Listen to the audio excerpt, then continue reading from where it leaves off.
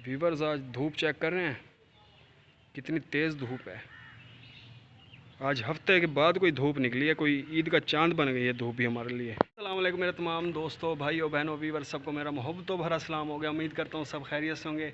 और आज की मज़ेदार वीडियो स्टार्ट करने से पहले प्लीज़ हमारे चैनल मोइन व्लॉग को सब्सक्राइब कर लीजिए, बेल आइकन लाजमी दबाया करें ताकि हर आने वाली वीडियो या लाइव स्ट्रीम की नोटिफिकेशन आपको मिल सके। ओके, अरे कौन भौंक रहा है ये बदतमीज। व्यूवर्स तो चलें अपनी वीडियो की तरफ। मैंने सोचा अभी थोड़ी देर पहले, असल में मैंने सुबह एक वीडियो स्टार्ट की थी व्लॉगिंग टाइप ना, उसमें मैंने कोशिश की कि स्टोरीज़ आपसे शेयर करूं, लेकिन फिर अब बैठे बैठे दिमाग फिर गया मेरा। आपको पता है यार, जो मेरे रेगुलर व्यूवर्स हैं, जब मेरा दिमाग घूमता है कुछ भी आता है तो मैं कर लेता हूँ। तो बहरहाल अब मैंने ये सोचा कि अब ना स्टोरीज़ की कोई वीडियो अलहदा बनाई जाए और व्लॉगिंग टाइप, या उसमें और अगर कोई इन्फॉर्मेटिव आपसे स्टोरीज़ या कोई बात शेयर करने की हुई तो वो अलहदा देखेंगे। लेकिन फ़िलहाल जो है ना, मैंने ये सोचा कि आप लोगों से ना इन्फॉर्मेटिव स्टोरी शेयर कर दें।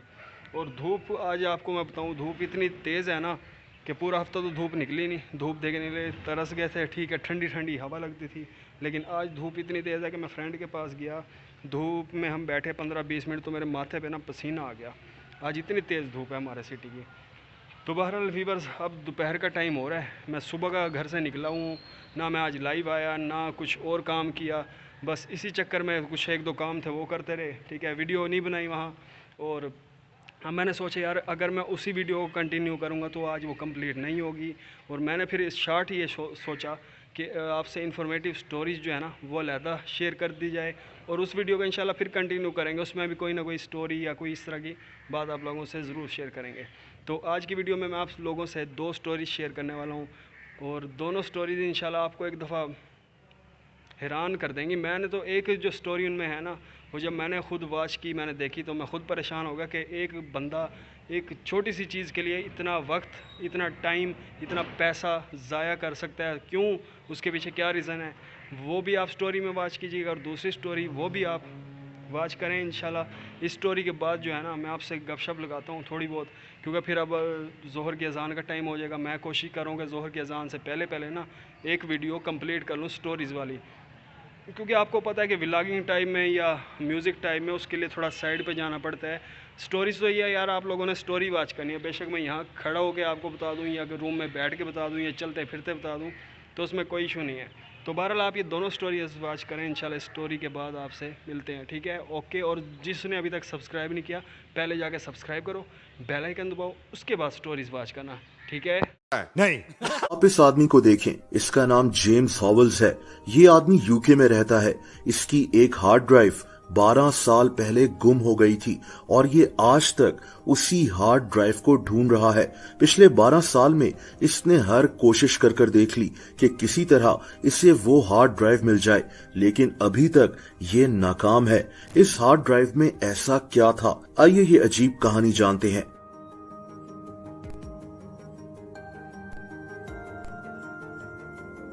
दोस्तों, ये साल था 2013 का। जेम्स यूके के एक शहर न्यूपोर्ट में रहता था। ये एक कंप्यूटर इंजीनियर था और इसी शहर में इसका एक ऑफिस था, लेकिन जेम्स अपने ऑफिस को कहीं और शिफ्ट कर रहा था, इसीलिए ये ऑफिस का सामान बाहर निकाल रहा था।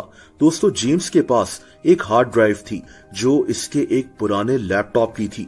इसी हार्ड ड्राइव में इसका बिटकॉइन वॉलेट था जिसमें 8000 बिटकॉइंस मौजूद थे, यानी इन बिटकॉइंस की डिजिटल चाबी इसी हार्ड ड्राइव में मौजूद थी। लेकिन दोस्तों, यहाँ एक मसला हो गया। जेम्स ने गलती से ये हार्ड ड्राइव एक काले शॉपर में डाल दी, जिसे बिन बैग भी कहते हैं। इसने ये बिन बैग ऑफिस के बाहर रख दिया। दोस्तों, इन बैग्स में नॉर्मली कूड़ा डाला जाता है। अब जेम्स के ऑफिस में काम करने वाली एक औरत को लगा कि इस बैग में भी कूड़ा है और इसने ये बैग उठाकर दूसरे कूड़े के बैग्स के साथ बाहर रख दिया ताकि इस शहर की कूड़े वाली गाड़ी आए और ये सारे बैग्स लेकर चली जाए। इस औरत को कहाँ पता था कि इस बैग में एक हार्ड ड्राइव है जिसमें 8000 बिटकॉइंस मौजूद हैं। दोस्तों, उस दौर में बिटकॉइंस की उतनी वैल्यू नहीं होती थी, लेकिन जेम्स जानता था कि ये 8000 बिटकॉइंस आगे चलकर कितने पैसों के होने वाले हैं। आज इन 8000 बिटकॉइंस की वैल्यू $700 मिलियन से ज्यादा है, यानी तकरीबन 200 अरब रुपए। बहरहाल जेम्स को जब एहसास हुआ कि इसकी वो हार्ड ड्राइव गुम हो गई है तो इसने इस हार्ड ड्राइव को तलाश करना शुरू कर दिया। और दोस्तों, अगले 12 साल तक इस आदमी ने अपनी हार्ड ड्राइव को तलाश करने के लिए जो कुछ किया वो जानकर आप हैरान रह जाएंगे। जाहिर सी बात है कि सवाल 200 अरब रुपए का है। देखिए, हुआ ये कि जेम्स फौरन इस शहर की काउंसिल के पास पहुंच गया, यानी हुकूमत के पास। इसने इनसे कहा कि मेरी एक हार्ड ड्राइव आपके कूड़े में गलती से चली गई है और मुझे उस जगह जाना है जहां इस शहर का कूड़ा दफन कर दिया जाता है। ऐसी जगह को लैंडफिल कहते हैं। जेम्स को यकीन था कि इसकी हार्ड ड्राइव इसी लैंडफिल में कहीं दफन हुई है। लेकिन दोस्तों, ये कहानी तो अभी शुरू हुई थी। न्यूपोर्ट की हुकूमत ने जेम्स को साफ इनकार कर दिया। इनका कहना था कि अगर हम उस लैंडफिल को खोदेंगे हार्ड ड्राइव ढूंढने के लिए तो ये माहौल के लिए यानी एनवायरनमेंट के लिए बहुत बुरा होगा। इस जगह 14 लाख टन कूड़ा दफन था। इस जगह को खोदने से एनवायरनमेंट पर बहुत बुरा असर पड़ना था। लेकिन दोस्तों, जेम्स ने हुकूमत को यहां तक ऑफर कर दी कि ये उन बिटकॉइंस का 10% हिस्सा शहर की हुकूमत को देने को तैयार है, यानी तकरीबन 200 करोड़ रुपए। लेकिन शहर की हुकूमत फिर भी नहीं मानी। दोस्तों, कई साल गुजर गए और जेम्स लगातार इनको मनाने में लगा रहा कि किसी तरह इसको उस जगह को खोदकर चेक करने दिया जाए ताकि ये अपनी हार्ड ड्राइव को ढूंढ सके। आहिस्ता आहिस्ता बिटकॉइन की वैल्यू भी बढ़ती गई और जेम्स और भी बेचैन होता गया। यहां तक कि इसने एक इन्वेस्टमेंट फर्म से $1 करोड़ के फंड्स हासिल कर लिए। इसका प्लान था कि ये इन पैसों से आर्टिफिशियल इंटेलिजेंस की मदद लेगा। ये रोबोटिक डॉग्स और एक मैकेनिकल आर्म हायर करेगा और कई एक्सपर्ट्स को भी हायर करेगा ताकि उस जगह को फिल्टर किया जाए कि हार्ड डिस्क किस जगह हो सकती है और फिर उस हार्ड डिस्क को निकाल लिया जाए। इस तरह से सारे लैंडफिल को खोदना नहीं पड़ेगा। इसने यहां तक कहा कि ये एनवायरमेंटल एक्सपर्ट्स को भी हायर कर लेगा जो हार्ड ड्राइव निकालने में इसकी मदद करेंगे ताकि एनवायरमेंट भी खराब ना हो। इसने ये भी कहा कि अगर इसको वो हार्ड ड्राइव मिल गई तो ये इस शहर में कई प्रोजेक्ट्स शुरू करेगा। लेकिन दोस्तों, न्यूपोर्ट शहर की हुकूमत अभी भी नहीं मानी, बल्कि इनका तो कहना था कि ये जगह हमारी है, यानी वो हार्ड ड्राइव भी अब हमारी मलकियत है। दोस्तों, जेम्स इतना तंग आ गया कि इसने फाइनली अदालत में न्यूपोर्ट शहर की हुकूमत के खिलाफ केस दायर कर दिया। इसने अदालत में कहा कि ये पिछले 12 साल से हर कोशिश कर चुका है कि शहर की हुकूमत इसकी बात मान जाए। इसने इनको हर तरह की ऑफर की है, लेकिन हुकूमत नहीं मान रही। देखिए, इसकी बात में वजन तो था, लेकिन कुछ महीने पहले यानी 2024 में इस केस का फैसला भी आ गया और ये फैसला भी जेम्स के खिलाफ आया। अदालत ने कहा कि ये हार्ड ड्राइव अब वाकई में शहर की हुकूमत की मलकियत है। अदालत ने यह भी कहा कि इतनी बड़ी जगह से यानी 14 लाख टन वेस्ट की जगह से उस हार्ड ड्राइव को ढूंढना बहुत मुश्किल है और इसीलिए जेम्स को हार्ड ड्राइव ढूंढने की इजाजत नहीं मिल सकती। जेम्स बेचारा आज भी उस हार्ड ड्राइव को ढूंढने के ख्वाब देख रहा है। इन बिटकॉइंस की वैल्यू अगले साल तक शायद $1 अरब हो जाए, जो शायद जेम्स को अब कभी भी ना मिले। दोस्तों, यूके में वेल्स के एरिया में एक बहुत ही खूबसूरत जगह है। इस पहाड़ी इलाके को ब्रेकन बीकन्स माउंटेन्स कहा जाता है। इस जगह एक फार्म हाउस है। इसका नाम हेऑल फेनॉग विच फार्म है। एक ऐसा पुरस्कार फार्म हाउस जिसके पीछे एक बहुत ही अजीब कहानी छुपी है। एक ऐसी कहानी जिसकी वजह से इस फार्म हाउस की तरफ जाने से लोग आज भी डरते हैं। दोस्तों, ये साल था 1989 का। दो मियां बीवी बिल और लिज एक नए घर में शिफ्ट होने का सोच रहे थे। ये दोनों लंदन में रहते थे, लेकिन ये चाहते थे कि ये आबादी से दूर पहाड़ों में किसी फार्म हाउस पर अपनी जिंदगी गुजारें। इनका एक बेटा भी इनके साथ था जिसकी उम्र 14 साल थी। एक फार्म हाउस की तलाश में इन मियां बीवी को वेल्स के इसी फार्म हाउस का पता चला। वेल्स यूके का ही एक हिस्सा है, लेकिन ये एक अलहदा मुल्क भी है, एक इंतहाई खूबसूरत जगह जहां पहाड़ हैं, समंदर है। मैं खुद भी यहां जा चुका हूं। बहरहाल इन मियां बीवी को वेल्स का ये फार्म हाउस बहुत पसंद आया। कम पैसों में पहाड़ों में घिरी हुई ऐसी जगह इनको कहीं और नहीं मिलनी थी। दोस्तों, ये मियां बीवी 1989 में यहाँ शिफ्ट हो गए। ये एक सुनसान सी जगह थी जहां आसपास कोई भी नहीं रहता था। ये दोनों ऐसे ही जिंदगी चाहते थे। खैर, पहले कुछ महीने बिल और लिज अपने फार्म हाउस को रेनोवेट करने में लगे रहे। इन्होंने यहाँ अपना एक खूबसूरत सा गार्डन भी बना लिया। ये जिंदगी गुजारने के लिए एक परफेक्ट जगह बन गई थी। लेकिन दोस्तों, बिल और लिज ये नहीं जानते थे कि इस खूबसूरत फार्म हाउस में इनके साथ आगे क्या होने वाला है। दोस्तों, जो ही गर्मियां खत्म हुई और सर्दियां शुरू हो गईं, तो इस फार्म हाउस में कुछ पुरस्कार वाकयात होना शुरू हो गए। ये वो वक्त था जब ये सारा इलाका बर्फ से ढका हुआ था।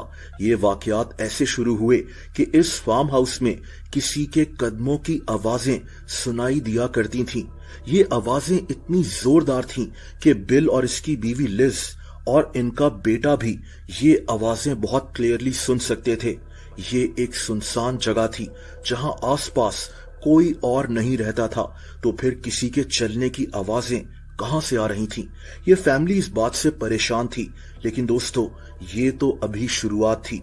कुछ दिन के बाद इस फैमिली को लगने लगा कि इनको कोई छुप कर घूर रहा होता है। इनको कोई नजर नहीं आता था, लेकिन इस फार्म हाउस के सन्नाटे में इन तीनों को इस चीज का एहसास होता था। बिल और लिज अभी भी इन वाकयात को उतना सीरियस नहीं ले रहे थे। इनको ये भी डर था कि कहीं इनका बेटा डर ना जाए। लेकिन मामलात यहां से मजीद बिगड़ना शुरू हो गए। दोस्तों, अब कई दफा इनके सामने इस फार्म हाउस के दरवाजे बहुत जोर से बंद हो जाया करते थे, जैसे किसी ने इनको पकड़कर बहुत ताकत से बंद किया हो। इस फैमिली को इस जगह एक अजीब सी बदबू भी आना शुरू हो गई। ये बदबू अचानक बहुत ज्यादा फैल जाती और अचानक आना बंद हो जाती थी। जाहिर सी बात है कि इन पुरस्कार वाकयात ने इस फैमिली को बहुत ज्यादा डरा दिया था। और दोस्तों, फिर यहाँ एक और अजीब वाकया हुआ। इसी दौरान इस फैमिली का बिजली का बिल आ गया। ये बिल 3 महीनों का था और बिल और लिज ये बिल देखकर बहुत हैरान हो गए। ये 750 पाउंड्स का बिल था, जो उस वक्त एक बहुत बड़ी अमाउंट थी। बिल और लिज सोच भी नहीं सकते थे कि इनके फार्म हाउस का इतना ज्यादा बिल आ सकता है। ये नामुमकिन था। इन्होंने फौरन यहाँ एक टेक्नीशियन को बुलाया, जिसने इनके फार्म हाउस का मीटर भी चेक किया। लेकिन इस टेक्नीशियन को खुद भी समझ नहीं आ रही थी कि इस फैमिली का बिल इतना ज्यादा कैसे आ गया। वहां के इलेक्ट्रिसिटी बोर्ड के पास भी इसका कोई जवाब नहीं था, सिवाय इसके कि ये बिजली इसी फार्म हाउस में इस्तेमाल हुई है। बिल और लिज को लगने लगा कि इनके फार्म हाउस में कोई अनदेखी ताकत रहती है। यहाँ किसी जिन का बसेरा है जो इस फार्म हाउस की एनर्जी को, यानी बिजली को खा रहा है। अब दोस्तों, ये बिजली की बिल वाली बात की कोई और वजह भी हो सकती है, लेकिन क्योंकि ये मियां बीवी बहुत डरे हुए थे, तो इस वाकये के बाद ये और भी खौफ में मुब्तला हो गए और यहाँ से ये फार्म हाउस मजीद डार्क होना शुरू हो गया। दोस्तों, ये वो वक्त था जब इन मियां बीवी के यहाँ एक बेटी पैदा हुई। एक रात लिज अपनी बेटी को सुला रही थी कि अचानक इस कमरे का दरवाजा किसी ने बहुत ताकत से बंद कर दिया। कमरे में बिल्कुल अंधेरा हो गया और लिज को वही अजीब बदबू महसूस होना शुरू हो गई। इसकी बेटी भी रोते हुए जाग गई। लिज चीखना शुरू हो गई और इसकी चीखें सुनकर बिल भी भागता हुआ इस कमरे में आ गया, जहां इसको वही बदबू महसूस होना शुरू हो गई। इसने बड़ी मुश्किल से अपनी बीवी को काम डाउन किया। लेकिन दोस्तों, अगली ही रात एक और ऐसा वाकया हुआ जिसके बाद इस फैमिली की हिम्मत जवाब दे गई। इससे अगली रात लिज बाथरूम में बाथ टब में गर्म पानी भर रही थी। बाहर बर्फ पड़ रही थी और हर तरफ बिल्कुल खामोशी थी जब अचानक किसी अनदेखी ताकत ने इसको बाथ टब में धक्का दे दिया। दोस्तों, किसी ने इसका मुंह पकड़ा और बाथ टब के पानी के अंदर डाल दिया। लिज अपना मुंह पूरी ताकत से बाहर निकालने की कोशिश कर रही थी, लेकिन किसी ने इसको इतनी मजबूती से पकड़ा हुआ था कि ये औरत हिल भी नहीं पा रही थी। अचानक इसको उस ताकत ने छोड़ दिया। कुछ देर और हो जाती तो इसकी जान भी जा सकती थी। दोस्तों, ये वो वाकया था जिसके बाद बिल और लिज ने फैसला कर लिया कि अब इन्हें कुछ करना होगा। इनकी जिंदगी अब बहुत मुश्किल में घिर गई थी। इन मियां बीवी ने उन लोगों से राब्ता किया जो जिन्नात वगैरह के मुतालिक जानते थे, ताकि इनको पता चले कि इस फार्म हाउस में इनके साथ कौन रहता है। इन्होंने इस फार्म हाउस की हिस्ट्री भी पता की कि इनसे पहले यहाँ कौन रहता था और इस जगह क्या कुछ होता था। दोस्तों, इस फार्म हाउस की हिस्ट्री भी काफी डार्क थी। बिल और लिज को 3 बातें पता चली जो बहुत अजीब थीं। एक बात तो ये थी कि इस फार्म हाउस के नीचे कुछ कब्रें बनी हुई थीं। जब इस फार्म हाउस को तामीर किया गया था तो वो कब्रें इसके नीचे ही आ गई थीं। दूसरी बात ये थी कि 1848 में, यानी उस वक्त से 150 साल पहले, इस फार्म हाउस में एक कत्ल हो चुका था। एक आदमी का कत्ल जिसको उसी के दोस्त ने कुल्हाड़ी से मार दिया था। और दोस्तों, तीसरी बात ने इस फैमिली को बहुत डरा दिया था। वो बात ये थी कि इस फार्म हाउस पर लोग आकर शैतानी चिल्ले काटा करते थे। ये एक सुनसान जगह थी और काला जादू करने वाले शैतानी लोगों के लिए ये एक परफेक्ट जगह बन चुकी थी। यानी इस फार्म हाउस का पास्ट काफी डार्क था। दोस्तों, इस दौरान इस फैमिली की मुश्किलात मजीद बढ़ गईं। इन्होंने अपने फार्म पर कुछ जानवर पाले हुए थे और ये जानवर आहिस्ता आहिस्ता मरना शुरू हो गए। ये क्यों मर रहे थे, इस फैमिली के पास इसका कोई जवाब नहीं था। यहाँ तक कि इन मियां बीवी को इस जगह एक औरत का साया भी दिखाई देना शुरू हो गया।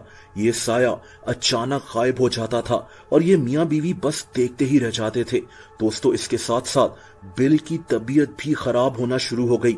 ये कई कई घंटे अकेले कुर्सी पर बैठा रहता था। ये हर वक्त शदीद गुस्से में भी रहता था। लिज अपने शौहर की ये हालत देखकर समझ गई कि ये मजीद इस जगह नहीं रह सकते और इस फैमिली ने इस फार्म हाउस को हमेशा के लिए छोड़ दिया। तब से अब तक इस फार्म हाउस को हेओल फेनॉग विच फार्म कहा जाता है। दोस्तों, एक और इंटरेस्टिंग बात यह है कि जिस जगह ये फार्म हाउस मौजूद है वो सारा एरिया इन्हीं किस्से कहानियों से भरा हुआ है।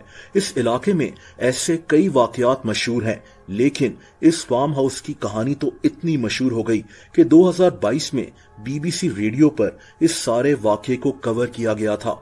इस प्रोग्राम का नाम द विच फार्म था।